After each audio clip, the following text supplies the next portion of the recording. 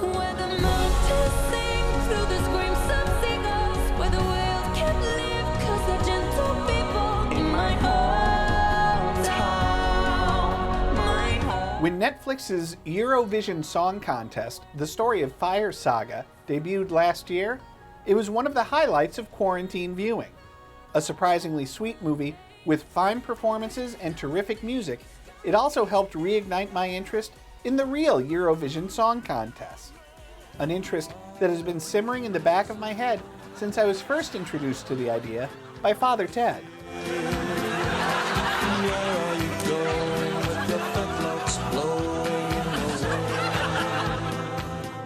Hi, I'm movie man Eric Houston, and I wouldn't be shocked if American viewers didn't realize that Eurovision was a real thing.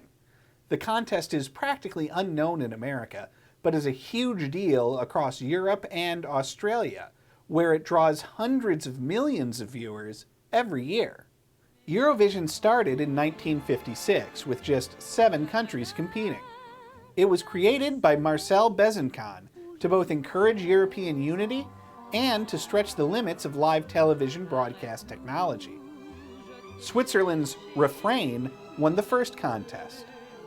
In the early years, performers were backed by a live band, had to sing in their native tongue, and each country's votes were delivered by telephone. J'appelle le Danemark. Good Hello, night, Luxembourg. Copenhagen. Can you hear me? Yes, hello Luxembourg, this is Copenhagen. Here are the results of the Danish jury. Portugal, 1 point. Portugal, 1 point. 1 point au Portugal.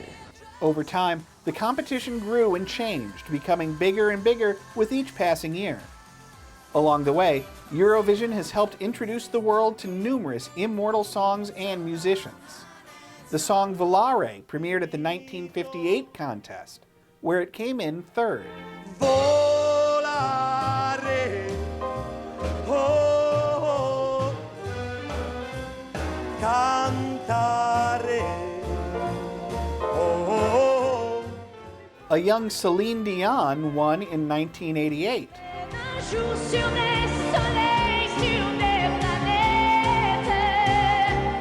And ABBA became overnight international superstars when they won the 1974 contest with Waterloo.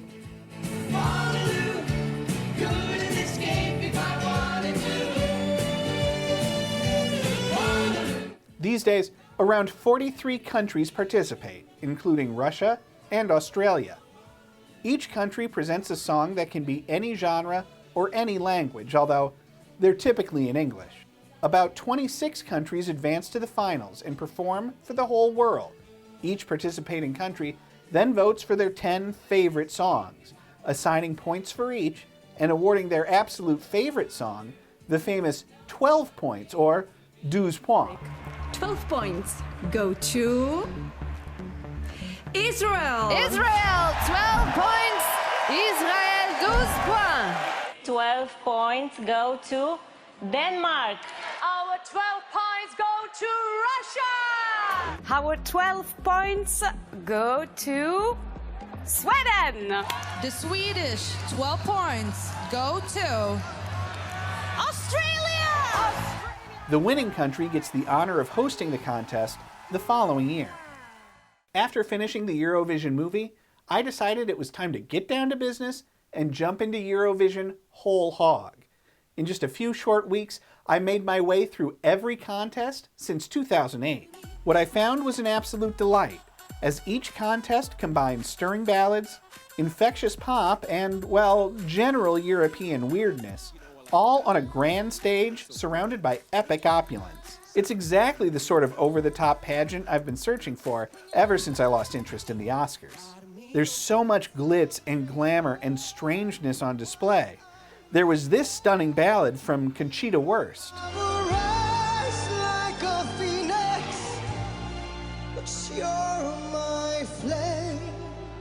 A swinging new pop standard from Lena.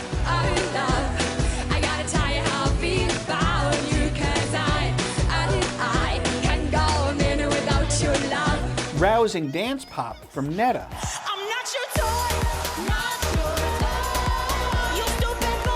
Choreographed animation from Mons, Alexander Rybak's infectious violin, flying ladies, rising ladies, this vampire, these pirates, these sexy gladiators, these Russian grandmas, a pop opera from Greta Thunberg's mom, and surprise appearances from Dita Von Teese, Justin Timberlake, and even Madonna. England alone has submitted performances from the likes of Engelbert Humperdinck, Bonnie Tyler, and Lord Andrew Lloyd Webber. That might sound a little bit like cheating until you realize that England hasn't won the contest in 23 years, often coming in near or at the very bottom of the list. And the public points to the United Kingdom are 3 points.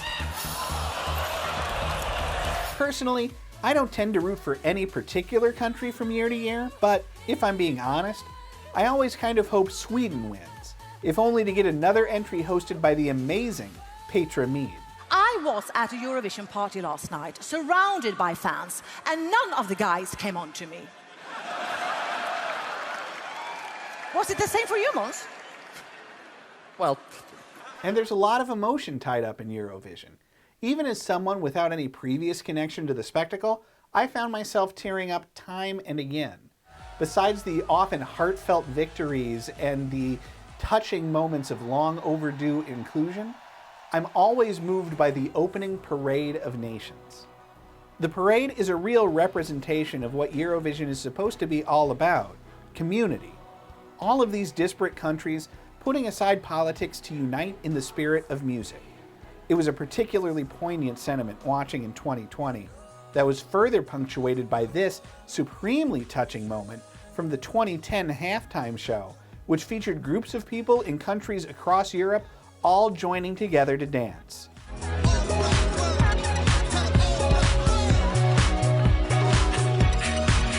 Like many events, the 2020 competition had to be put on hold, but the plan is for it to be back in 2021. And I, for one, cannot wait to experience my first live Eurovision. Act as if you're free. No one could have witnessed what you did to me. 'Cause you wouldn't know me today